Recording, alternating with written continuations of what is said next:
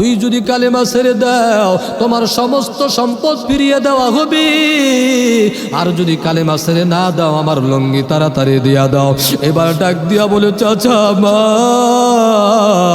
আমার বাবাও নাই, আমার বাও নাই, আমার সমস্ত সম্পদ আপনি নিছেন, আমার কোনো অভিযোগ নাই। এরে চাচা আমার পরনে শুধু লঙ্গি, আমি একজন যুবক, আমার লজ্জাস্থানের হেফাজত করার প্রয়োজন। এবার চাচা ডাক দিয়া বলে, রে ভাতিজা আমি তোর কোনো কথা শুনবো না, মাথাটা গরম, তাড়াতাড়ি তুই আমার লঙ্গিটা খুলিয়া দে।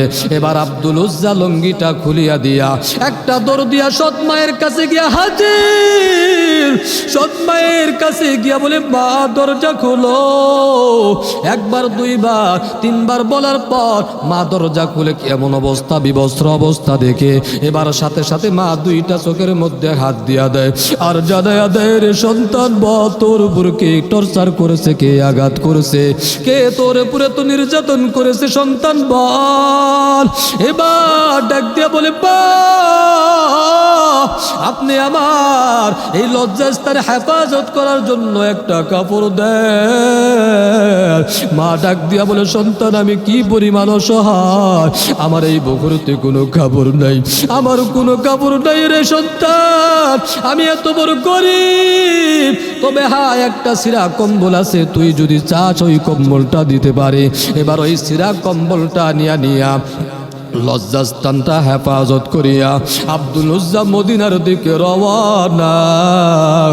মদিনার দিকে যখন রওয়ানা, ওই মসজিদের নববীর থেকে মায়ার নবী দেখে একটু দৌড়াইয়া আসে, ডাক দিয়া বলে, রে কে তুমি, চুলগুলো জীর্ণ শীর্ণ অবস্থায়, কি তোমার হালত, বিবস্ত্র অবস্থায় কি হয়েছে একটু বলো। এবার ওই আব্দুল উজ্জা ডাক দিয়া বলে, ও পয়ের নবী আমার, ও পয়গম্বর আমার, আমি তো আব্দুল উজ্জা বিদুর্মীর সন্তান, আমি তো অন্য ধর্মের একজন সন্তান। ও মায়ার নবী আমার, আমি ওই মা মারা যাওয়ার পরে সৎ মায়ের কাছে লালিত পালিত হই, তারপরে আমার চাচার কাছে লালিত পালিত হইতে শুরু করে দেই। এবার আমি আপনার ধর্মের কালেমা গ্রহণ করার কারণে আমার চাচা আমার এক এক করে সমস্ত সম্পদ নিয়ে নেয়, আর শুধু তাই না আমাকে ঘাট ধাক্কা দিয়ে বের করে দেয়। শুধু তাই না, আমার পরনে যে লুঙ্গিটাও ছিল এই লুঙ্গিটাও নিয়ে নেয়। মায়ার নবী আবার একটা জুব্বা বের করে দিয়া বলে, আব্দুল উজ্জা এই জুব্বাটা বড়, আর এরকম ভাবে কালেমা গ্রহণ করিয়া নাও, লা ইলাহা ইল্লাল্লাহু মুহাম্মাদুর রাসূলুল্লাহ।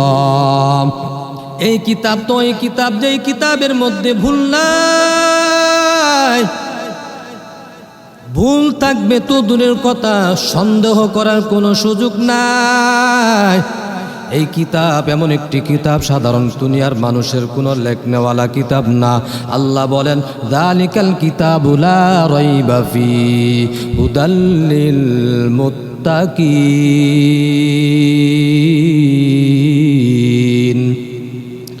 এর নবীর উম্মতের দল, কারণ এই এমন একটি কিতাব, যেই কিতাব দুনিয়ার কোনো মানুষ লেখে নাই, দুনিয়ার কোনো মানুষের গবেষণার কিতাব নাম। এই কোরআন এমন একটি কোরআন, যেই কোরআন নেকনেওয়ালা এমন একজন রব। এ বান্দা দুনিয়ার মানুষ কিতাব লেখে, দুনিয়ার মানুষ গবেষণা করে করে করে করে কিতাবটা লিখিয়া ফেলে। এই কিতাবের মধ্যে শুরুতে অথবা মাঝের মধ্যে অথবা শেষে এই কিতাব লিখনেওয়ালা জানায়াতে, এই কিতাবের মধ্যে আপনি গবেষণা করতে করতে করতে একটা পর্যায়ে ভুল আপনার কাছে ধরতেও পারেন, আপনার কাছে এই ভুলটা মুনাসিব হইতে পারে, আবার এই কিতাব আপনার ভুলটা মুনাসিব নাও হইতে পারেন। অর্থাৎ কি বুঝাইলাম রে বাবা, এই কিতাব দুনিয়ার মানুষ যেই কিতাব লেখেন, দুনিয়ার মানুষ যে কিতাবটা বানায় ওই কিতাবের মধ্যে ভুল থাকতে পারে কিতাব লেখনেওয়ালা জানায়া দেয় এই কিতাবের মধ্যে যদি কোনো বিন্দু পরিমাণ আপনার কাছে ভুল মনে হয় তাহলে অবশ্যই জানায়া দিবেন, আমরা শুধরাইয়া নিব। আপনারা আমাদেরকে ভদ্রতার সাথে জানাইয়া দিবেন, আমরা এই ভুলগুলো ত্রুটিগুলো সংশোধন করব। আর এই কিতাব এমন একটি কিতাব আমার আল্লাহ জানায়া দেয় লা রাইবা ফি। আল্লাহ চ্যালেঞ্জ করলেন এই কিতাবের মধ্যে কোনো ভুল নাই। এরে নবীর উম্মতের দল, আজকে এই কোরআন পড়ো না, কোরআন তোমরা গবেষণা করো না, এই কোরআন নিজের জীবনে বাস্তবায়ন করো না, অথচ এই কোরআনটা বান্দা ওই আলমারির উপর রাখিয়া বান্দা তোমরা ফেসবুকের মধ্যে টহল করো। ওই ফেসবুকের মধ্যে ঢুকিয়া কাকে ছোট বানানো যায়, কার নামে বদনাম করা যায়, কার নামে গীবত চকুলখুরি করা যায়। এ বান্দা কোরআনের পিছে সময় না দিয়ে এই বান্দাগুলো ফেসবুকের মধ্যে ঢুকিয়া কার নামে টল করা যায়, কে সমাজের মধ্যে কোটিপতি হইয়া গেল, কে সমাজের মধ্যে মেম্বার, কে চেয়ারম্যান, কে এমপি, কে মন্ত্রী, কে প্রধানমন্ত্রী হইল, এই দুনিয়ার ব্যস্ত, অথচ মুসলমানের সন্তান হইয়া কোরআনটা পড়ার সুযোগ হয় না। অথচ এই কোরআন বেদিন বেঈমানরা গবেষণা শুরু করে দেয়। এরে নবীর উম্মতের দল, আল্লাহ বলেন হুদাল লিন্নাস, এই কিতাব তো এমন একটি কিতাব, এই কোরআন তো এমন একটি কোরআন হুদাল লিন্নাস, এই কোরআন হলো মানুষের জন্য হেদায়েত। এই কোরআন যদি কোনো হিন্দুর সন্তানটা এই চিন্তা করিয়া গবেষণা শুরু করিয়া দেয় যে এই কোরআনের মধ্যে যেই আদর্শটা রয়েছে এই আদর্শগুলো আমি আমার নিজের জীবনের বাস্তবায়ন করব, এই চিন্তা করে কোনো হিন্দু এই কোরআনটা যদি গবেষণা করতে শুরু করিয়া দেয়, একটা পর্যায়ে ওই হিন্দুটা এই কোরআন তার জন্য হয়ে যাবে হেদায়েত। এই কিতাব এই কোরআনটা খ্রিস্টানের জন্য হেদায়েত। যদি কোনো খ্রিস্টান এই কোরআন রিসার্চ করতে শুরু করে দেয়, যদি তার মধ্যে এই চিন্তা থাকে এই কোরআনের আদর্শগুলা নিজের জীবনের মধ্যে বাস্তবায়ন করব, নিজের জীবনের মধ্যে ফিটিং করব, তাহলে এই কোরআনটা খ্রিস্টানের জন্য হয়ে যাবে হেদায়েত। এই কোরআন যদি কোনো বৌদ্ধ এই চিন্তা করে গবেষণা করতে শুরু করে দে আমি এই কোরআনের আদর্শগুলো নিজের জীবনের মধ্যে বাস্তবায়ন করে ফেলবো, তাহলে ওই বৌদ্ধর জন্য এই কোরআনটা বাবা হয়ে যাবে হেদায়েত। অতএব কি বোঝা গেল বাবা, এই কোরআন আল্লাহ বলেন হুদাল লিন্নাস, এই কোরআন এমন একটি কিতাব যেই কিতাবটা বলে মানুষের জন্য হেদায়েত, মুত্তাকিনদের জন্য বাবা হেদায়েত।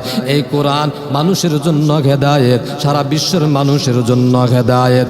এরে নবীর উম্মতের দল, এই দুনিয়ার মানুষ কোরআন রিসার্চ করতে ভুল ধরতে গিয়ে কত এই জমিনের মধ্যে কত বাবা বিধর্মী বেঈমান মুশরিকরা এই কোরআনের ভুল ধরতে গিয়া রিসার্চ করতে এই কোরআনের ভুল ধরতে পারে নাই, বরং বান্দা ইসলাম গ্রহণ করেছে, কোরআনের মোহাব্বতে পড়ে গিয়েছে। হাকিকত সে তু দুনিয়া বেখবর হায়, দুনিয়া কি নুমায়শ পর নজর হয়, নমি গুয়াম কে আজ দুনিয়া জুদা বাস, বাহার হালে কে বাসি বা খুদা বাস।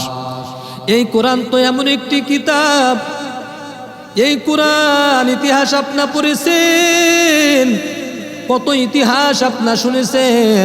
এই কোরআনের ভুল ধরতে গিয়া কোরআনের ভুল ধরতে পারে নাই, বরং তারা ইসলামের ছায়াতলের মধ্যে চলে আসছে। বলবেন হুজুর এটা তো আগের দিনের কথা, কত ইমাম সাহেবের মুখ থেকে শুনেছি কত খতিব, কত বক্তা সাহেব এই বিষয়ে বর্ণনা করলো।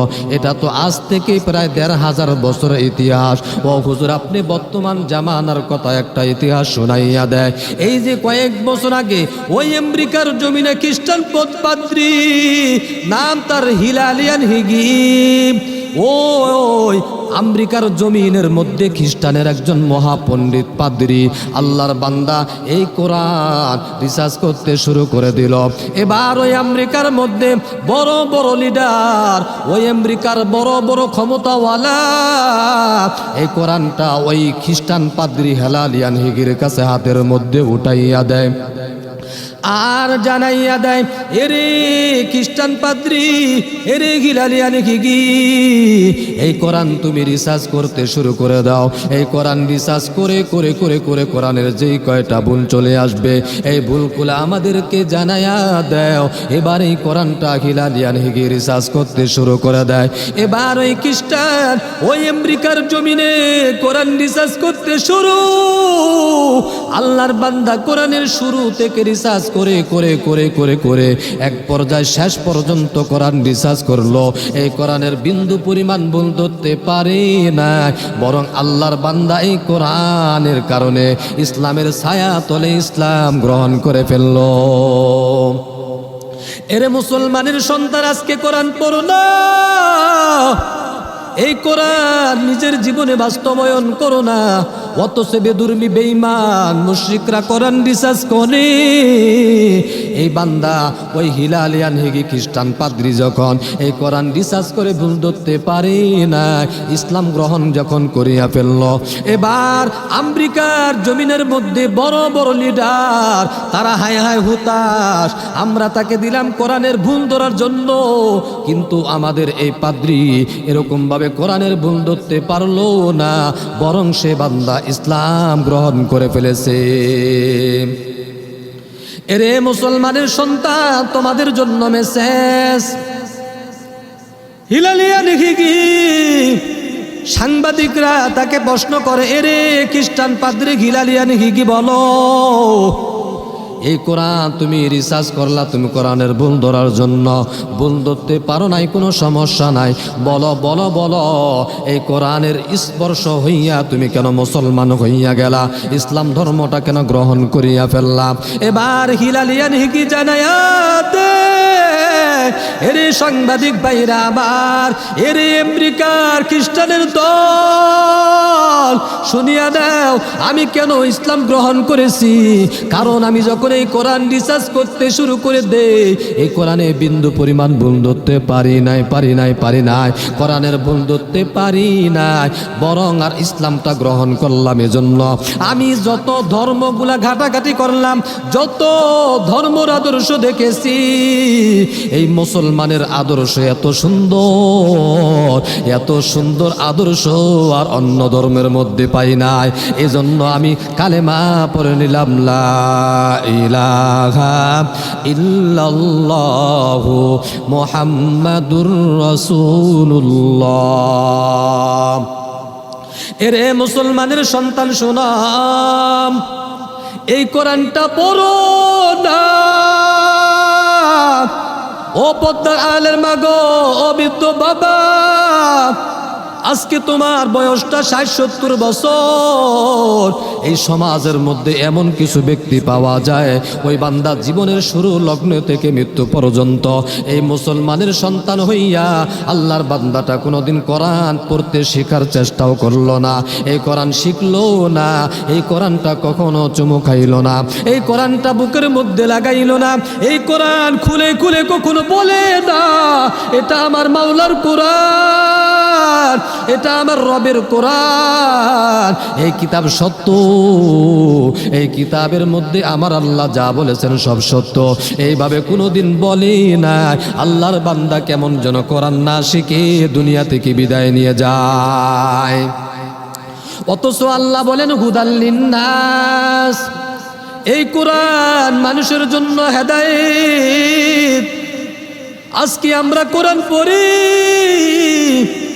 তারপরেও কেন কোরআনের হেদায়েত আমার আসে না?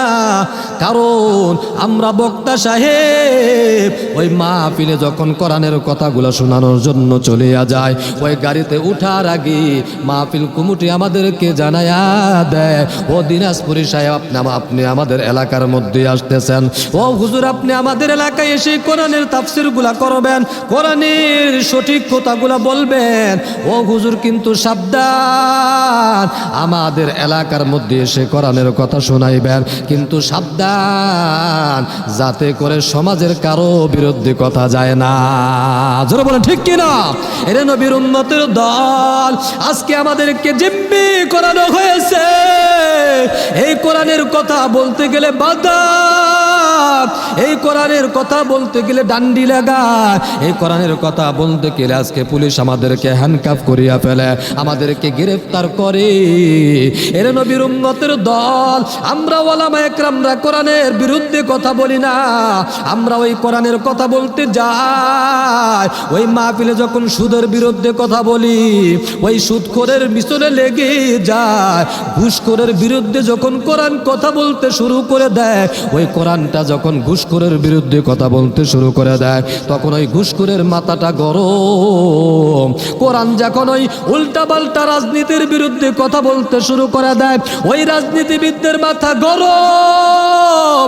এই কোরআন যখন দুর্নীতির চাঁদাবাজের বিরুদ্ধে কথা বলে, তখন ওই তাদের মাথাগুলা গরম হইয়া যায়। এরে নবীর উম্মতের দল, আজকে ওলামা একরামদের এই কোরআনের আওয়াজ বন্ধ করার জন্য কত ওলামা একরামদেরকে গ্রেফতার করলাম। এ বান্দা এক এক করে শত শত শত ওলামা একরামদেরকে দেন্ডি পড়াইয়া ওই জেলখানার মধ্যে রাখবা।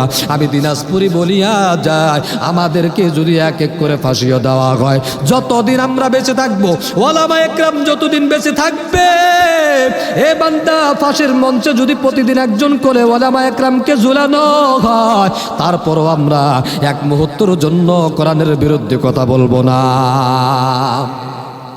এর নবীর উম্মতের দল, আজকে মাহফিলে কমিটিদের উদ্দেশ্য এলাকার মানুষ যেন সন্তুষ্ট থাকে এমন কথা বলবেন। হুজুর কোরআনের কথা বলবেন, কিন্তু কোনো রাজনীতির বিরুদ্ধে কথা বলবেন না, কোরআনের কথা বলবেন, সুদের বিরুদ্ধে কথা বলবেন না, কোরআনের পক্ষে কথা বলবেন, কিন্তু ঘুষের বিরুদ্ধে কথা বলবেন না, কোরআনের কথা বলবেন, কিন্তু ভণ্ড পীর মাজারিদের বিরুদ্ধে কথা বলবেন না।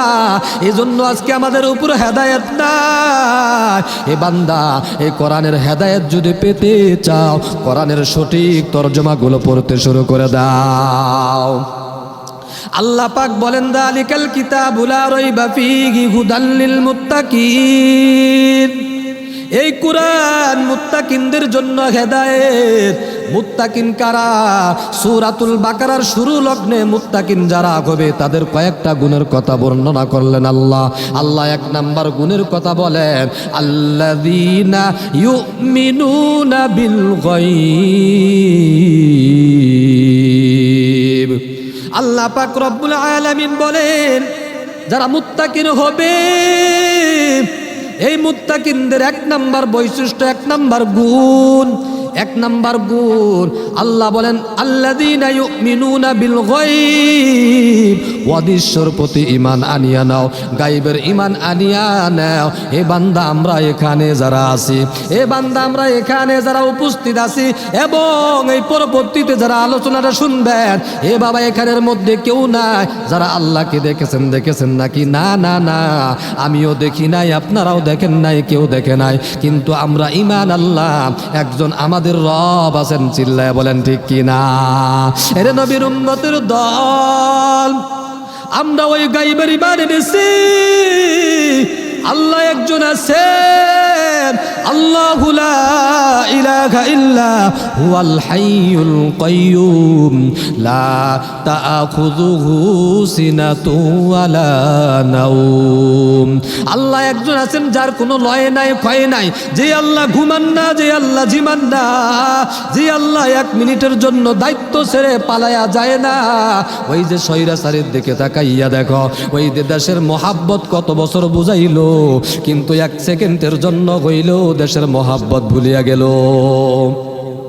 কিন্তু আমার রব এমন একজন রব, যে আল্লাহ এক সেকেন্ডের জন্য ক্ষমতা ছাড়েন না, বরং আমার আল্লাহ 24 ঘন্টা এ বাবা বছরকে বছর যতদিন কিয়ামত পর্যন্ত আল্লাহর কোনো লয় নাই ক্ষয় নাই, আল্লাহ ঝিমান না ঘুমান না, আল্লাহর কোনো দুর্বল হন না, আল্লাহ ক্লান্তি হন না, আল্লাহর ক্ষমতা সর্বহালতে একরকম আছে, থাকবে। বান্দা ছিল দুনিয়ার সব কিছু ধ্বংস হয়ে যাবে, কুল্লু মান আলাইহা ফান, এ বান্দা সব কিছু ধ্বংস হয়ে যাবে, কিন্তু সব কিছু ধ্বংস হয়ে যাওয়ার পর শুধু একমাত্র আল্লাহ থাকবে। এ বান্দা মসজিদগুলা ধ্বংস হইয়া যাবে, মাদ্রাসা ধ্বংস হবে, পাহাড় পর্বত গাছপালা তরুলতা যত কিছু আছে এই দুনিয়ার জমিনে যা কিছু দেখতেছেন বাবা এবং দেখতে পান না, সব কিছু একবারে ফানা ফানা হয়ে যাবে, ধ্বংস হইয়া যাবে, একমাত্র থাকবেন আমার আল্লাহ। या इलाही तू मेरा माबूद है, या इलाही तू मेरा माशूक है, या इलाही मुझसे मुझको दूर कर ताकि देखो मुझ में तुझको एक नजर। তাহলে এক নাম্বার ঈমান আনো গায়বের আল্লাহর। এজন্য কালেমা পড়েছেন, ইমানে মুফাসসাল পড়েছেন, আমানতু বিল্লাহি ওয়া মালাইকাতিহি ওয়া কুতুবিহি ওয়া রুসুলিহি ওয়াল ইয়াউমিল আখির ওয়াল কদরি খায়রিহি ওয়া শাররিহি মিনাল্লাহি তাআলা ওয়াল বা'সি বা'দাল মাউত। এর নবীর উম্মতের দল আমরা ওই আল্লাহকে না দেখি ঈমান এনেছি, ওই ফেরেশতাদেরকে না দেখি ঈমান আনলাম, ওই আসমানি কিতাব আমরা শুধু কোরআন দেখলাম, বাকি কিতাবগুলা দেখলাম না, কিন্তু সমস্ত কিতাবের ঈমান আনলাম। এর নবীর উম্মতের দল আমরা কিয়ামত কবে হবে জানি না, কিন্তু কিয়ামতের আমরা ঈমান আনলাম। এ বান্দা মৃত্যুর পর পুনরায় জীবিত হইতে হবে, এই বিষয়ের পরিবারেছি। এ বান্দা ওই ভালো মন্দ তকদিরের ঈমান আনলাম, ঈমানের 70-এর অধিক শাখা, কিন্তু আমরা মৌলিক 7টা বিষয়ের পরিমাণ আল্লাহ। তাহলে আল্লাহ বললেন মুত্তাকিন কারা হবে? এক নাম্বার আল্লাযীনা ইউমিনুনা বিল গায়ব। এ বান্দা গায়বের ঈমান আনো, আল্লাহর ঈমান আনো, ওই রাসূলের ঈমান আনো।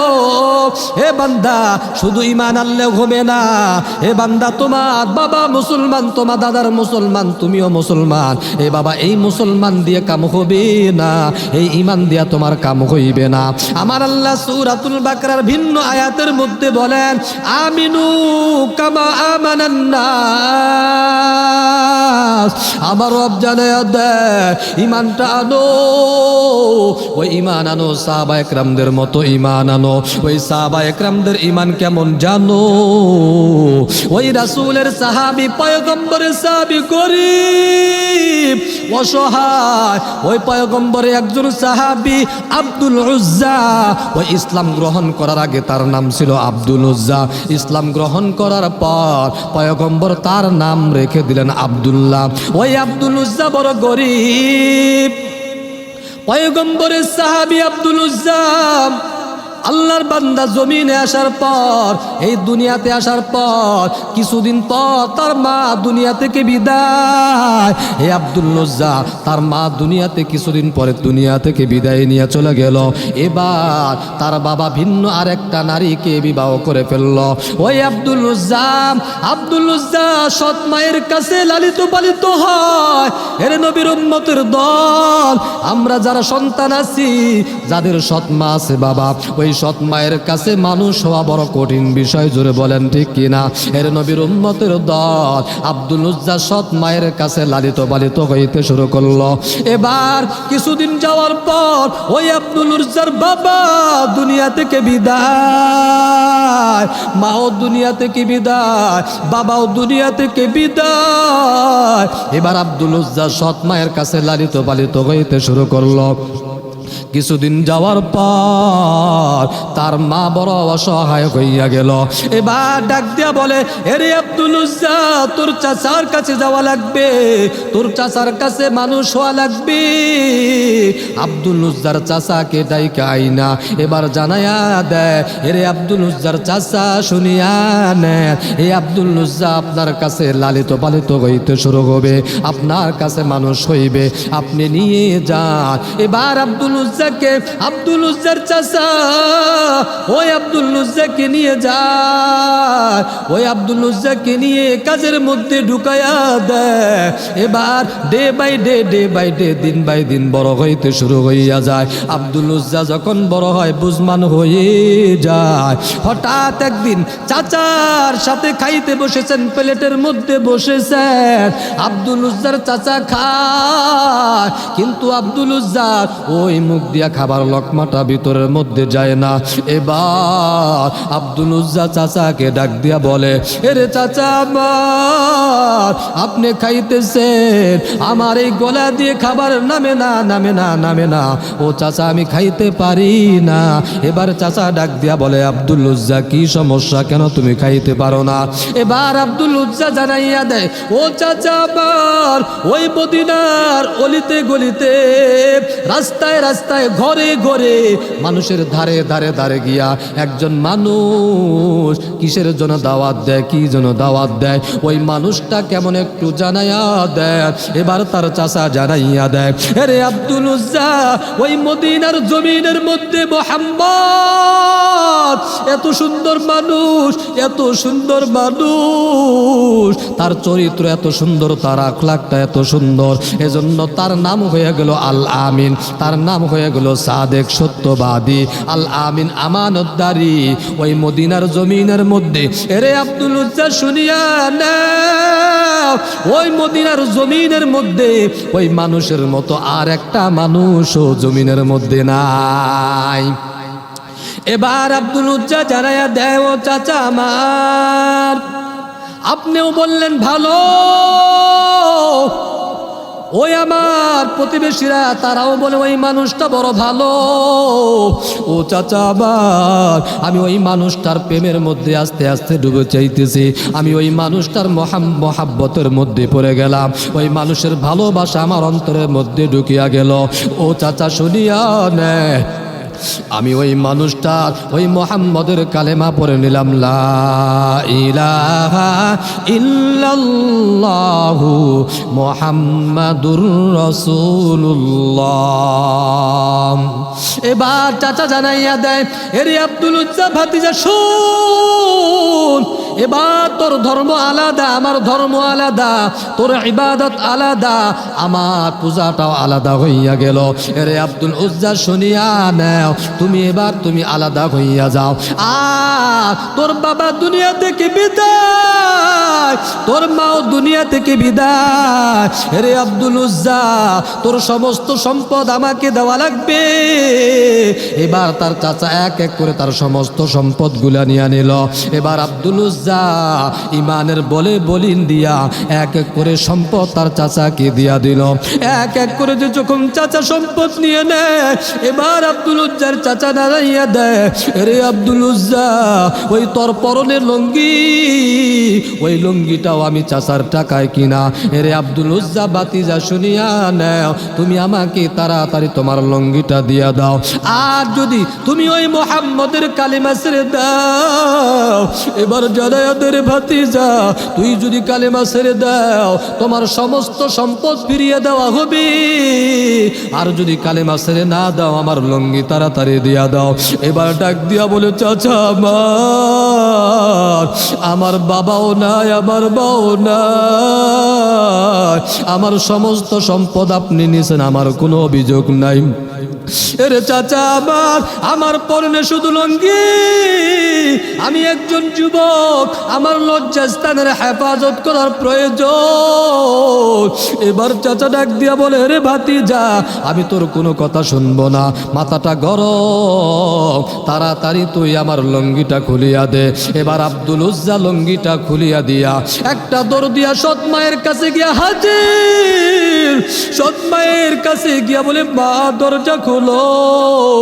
একবার দুইবার তিনবার বলার পর মা দরজা খুলে এমন অবস্থা, বিবস্ত্র অবস্থা দেখে এবার সাথে সাথে মা দুইটা চোখের মধ্যে হাত দিয়া দেয় আর জানায়া দেয়, রে সন্তান, তোর উপর কে টর্চার করেছে, কে আঘাত করেছে, কে তোর উপরে তো নির্যাতন করেছে, সন্তান বল। এবার ডাক দিয়া বলে, আপনি আমার এই লজ্জা লজ্জাস্থানে হেফাজত করার জন্য একটা কাপড় দেয়। মা ডাক দিয়া বলে, সন্তান আমি কি পরিমাণ অসহায়, আমার এই বকরতে কোনো কাপড় নাই, আমার কোনো কাপড় নাই রে সন্তান, আমি এত বড় গরিব, তবে হ্যাঁ একটা সিরা কম্বল আছে, তুই যদি চাস ওই কম্বলটা দিতে পারে। এবার ওই সিরা কম্বলটা নিয়া লজ্জাস্থানটা হেফাজত করিয়া আব্দুল উজ্জা মদিনার দিকে রওয়ানা। মদিনার দিকে যখন রওয়ানা, ওই মসজিদের নববীর থেকে মায়ার নবী দেখে একটু দৌড়াইয়া আসে, ডাক দিয়া বলে, রে কে তুমি? চুলগুলো জীর্ণ শীর্ণ অবস্থায়, কি তোমার হালত, বিবস্ত্র অবস্থায় কি হয়েছে একটু বলো। এবার ওই আব্দুল উজ্জা ডাক দিয়া বলে, ও পয়ের নবী আমার,